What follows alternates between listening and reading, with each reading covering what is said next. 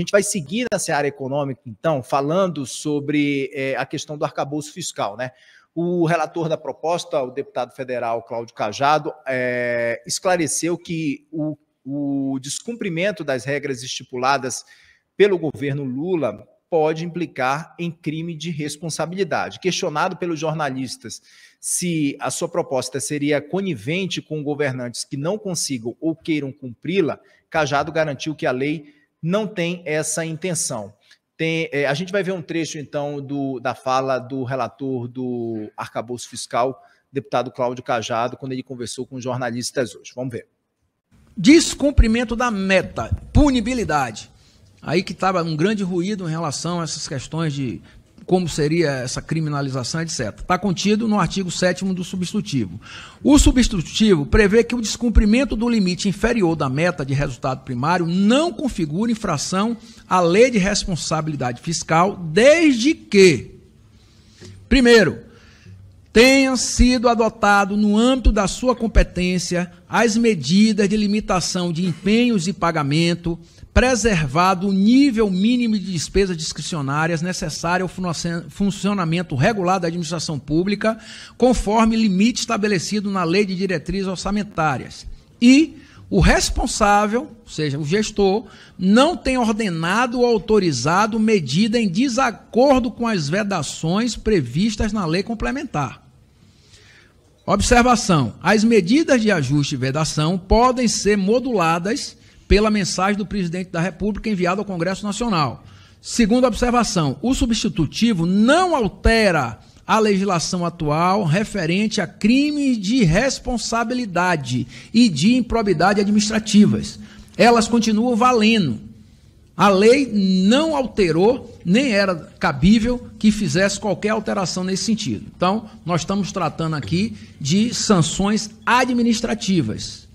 As demais, crime de responsabilidade e improbidade, continuam valendo, mas não está aqui no bojo da lei, não foram alteradas, continuam valendo como sempre foram. Sobre esse assunto, Graeb e Rodrigo, a gente vai conversar agora com o vice-líder da oposição, deputado Luiz Felipe de Orleans e Bragança, que participa com a gente do nosso papo.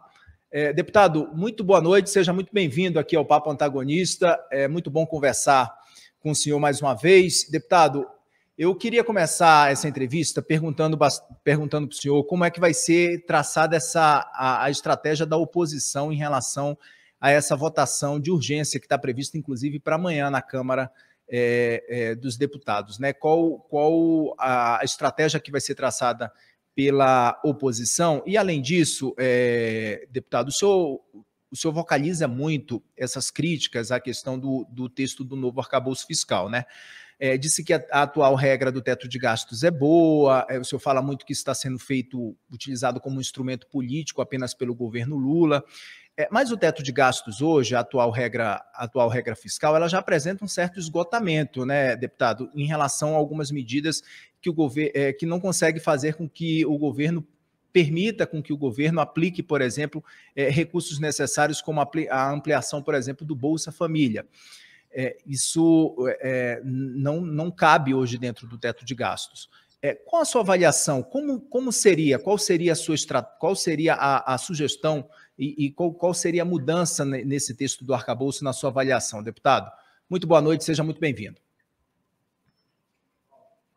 Seu áudio, deputado, eu acho que o senhor deve ter desligado. Está ali no cantinho, a gente consegue ver isso. Agora sim, obrigado. Deputado. Estamos escutando bem agora. Sim, sim.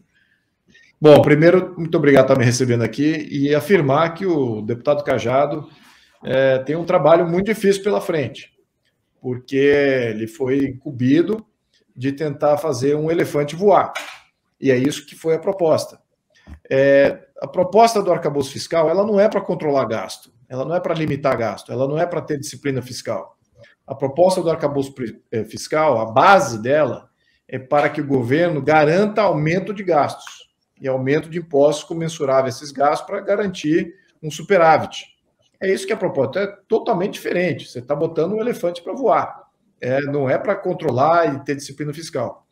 Com relação a você trabalhar, como é que seria o ideal? O ideal seria melhorar a proposta, não a proposta, mas melhorar o que é hoje o teto de gastos. Tem uma série de gatilhos que poderiam ser melhorados para que, de fato, o governo tenha acesso a despesas extraordinárias ou querer fazer um plano diferenciado que não está contemplado e acionar gatilhos mediante obtenção de um certo índice, de certa performance arrecadatória e de superávit. Isso é razoável. Agora, o que não é razoável é mexer naquilo que funciona. Então, o que funcionava? Funcionava a ideia de ter limites, e trancar esses limites e criminalizar por excessos. Isso funcionava. E é exatamente isso que eles estão querendo mexer. E lembrando, quem são eles? Eles já são culpáveis, já têm precedentes, criminais até, de violação exatamente de tudo aquilo que envolve o erário público. Então, o arcabouço fiscal, o calabouço fiscal, nada mais é de uma carta branca a pessoas que não têm idoneidade para tratar do erário público, simples assim. Então, qualquer cidadão e que se coloque na posição de oposição ao governo, estaria vendo dessa maneira. Então, nós temos que fazer oposição a esse projeto, apesar do bom intento e do bom trabalho do deputado Cajado, que é muito bem quisto por todos os lados da Câmara, é querido pela esquerda, é querido pelo centro e também pela direita. Então, ele é uma pessoa que, eu diria que tentou exercer o máximo de isenção com um projeto irrealizável, na nossa opinião. E o que veio aqui de substitutivo, da ideia inicial, que tinha sido proposta e ventilada, que era de fato muito ruim, ele tentou melhorar. Mas mesmo assim, as premissas, as fundações não permitem que ele atinja essa melhoria que a gente espera. Então, a oposição... Mas voltou, né, deputado? Voltou a questão da contenção e ele colocou no texto a questão da responsabilização em caso de descumprimento, né? Sim, mas existem todo tipo de subterfúgio para driblar exatamente tudo isso que foi colocado de uma maneira, vamos dizer aqui, de fato ele colocou ali texto, mas tem ali o contraponto também. Existem maneiras de você driblar como foi colocado. Então, existem maneiras de driblar a criminalização. Existem maneiras também de você driblar o excesso de gastos. E lembrando, essa proposta, ela não é para limitar gastos. Então, ela é para garantir gastos. É para garantir aumento de gastos. Então, como é que você vai criminalizar isso? Já como premissa, fundação básica da proposta, ela não cria limites. Ela cria avanços e cria bandas de aumentos. Então, estando dentro dessa banda, é isso que é o problema, né? Você não está limitando aqui gastos como era anterior. E você não coloca a júdice do Congresso Nacional toda vez que há uma necessidade pontual ou extraordinária para que se vote aqui uma quebra do teto, que era a questão anterior. E é isso que eu acho que era saudável, exatamente essa discussão, se vale ou não quebrar o teto toda vez que você se depara com uma situação extraordinária, ou seja, um plano de governo, um plano pontual, ou uma calamidade pública, ou coisa do gênero. Então, isso sai e cria-se quase que uma banda livre de atuação de crescimento de gasto. Então, como é que você vai criminalizar isso? Muito difícil. Além do que ele pode também mandar por lei complementar mudanças nas metas, mudanças nos limites. Então, como é que ele vai ser criminalizado se ele pode já agir nas mudanças dos próprios limites? Então, assim, foi um bom exercício do deputado Cajado, mas ainda está muito aquém do projeto, do teto de gastos que eles vêm, que tem a pretensão de substituir. Então, eu acho que esse que é o contexto aqui. O teto de gastos ainda é a melhor opção, temos que ficar firmes nisso, não podemos ter vergonha de defender aquilo que existe em nome de falso avanço.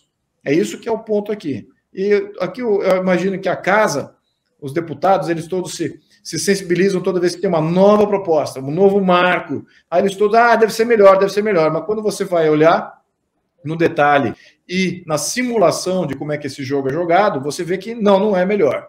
Ele realmente viola ainda os problemas principais de premissa que a gente tinha antes.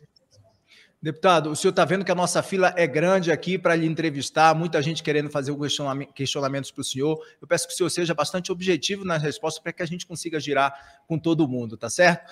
Rodrigo Oliveira também participa dessa entrevista direto de São Paulo. Rodrigo. Deputado, boa noite. Eu queria fazer só uma pergunta simples, né? Esse arcabouço, do jeito que está hoje, ele foi, como é que se diz? arrumado ali a algumas mãos, né? Entre elas a do Arthur Lira, que é um deputado com muita força dentro da Câmara dos Deputados, né? Presidente da Câmara. Qual a chance real mesmo de a gente conseguir emendar esse relatório agora com alguma coisa parecida com a criminalização? Porque, por óbvio, é algo que o governo não quer que aconteça, né? O senhor acha que existe uma chance real disso, ou a gente só vai conseguir, se conseguir alguma coisa, coisas menores, né? E não chegar nesse que seria o cerne todo da questão? Afinal de contas, se você tem uma regra que não há punição nenhuma, se você não cumprir, ela vira uma regra para inglês ver, né?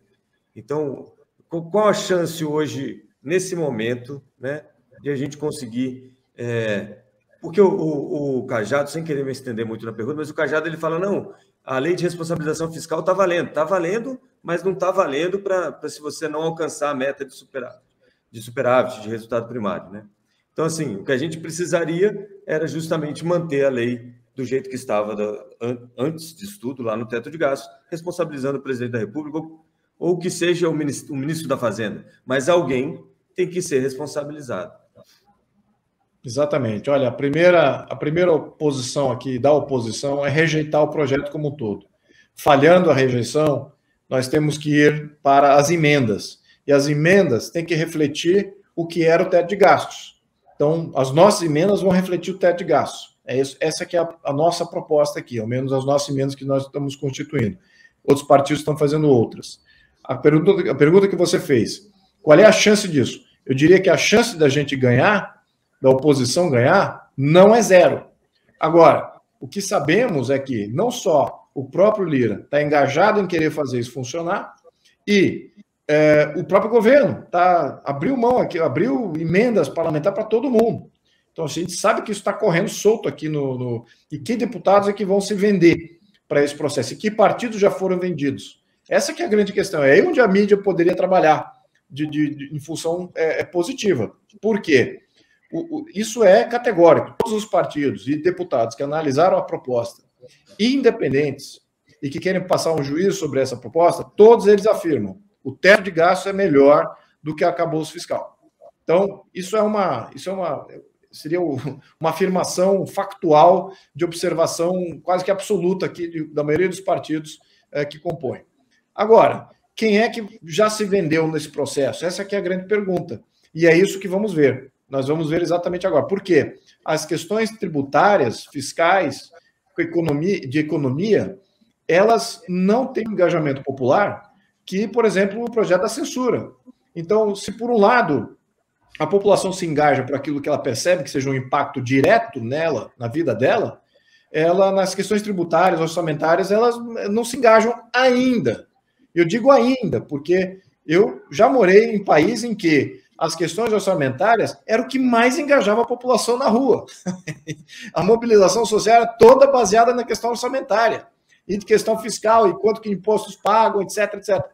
Então, o Brasil ainda não chegou lá, ou talvez optou por se mobilizar por outras coisas que ele consegue entender, e a questão tributária, por ser mais complexa, eles não entendem. Mas é bom que a população entenda, porque isso vai impactar diretamente em todo cidadão brasileiro, quer ele queira ou não, quer ele entenda ou não, isso vai impactar tão diretamente quanto a censura. Então, fica aqui meu apelo à opinião pública de se engajar para rejeitar o arcabouço fiscal tal qual está sendo promovido agora pelo governo. Carlos Graeb também participa dessa entrevista, deputado direto de São Paulo. Graeb. Deputado, boa noite, tudo bem? Boa noite. O teto de gastos, ele acabou sendo um pouco desmoralizado nos últimos anos, porque houve estouros sucessivos do teto. E eu não estou nem me referindo ao estouro que aconteceu lá em 2020, porque naquele momento não havia outra saída, senão abrir a torneira dos gastos mesmo. Era uma situação absolutamente anormal no mundo todo, a pandemia e tudo mais.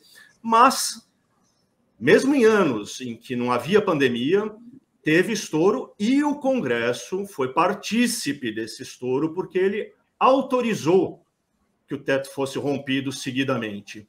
Então, como é que se recupera a credibilidade do teto de gastos, que acabou sendo, enfim, abalada em parceria pelo Executivo e pelo Congresso também. Como é que a gente recupera a credibilidade dessa regra, que nós podemos concordar, é até melhor mesmo do que a do arcabouço. O problema é que ela não foi cumprida, exceto no primeiro, segundo anos ali, ainda no governo Temer. Sim, perfeita pergunta.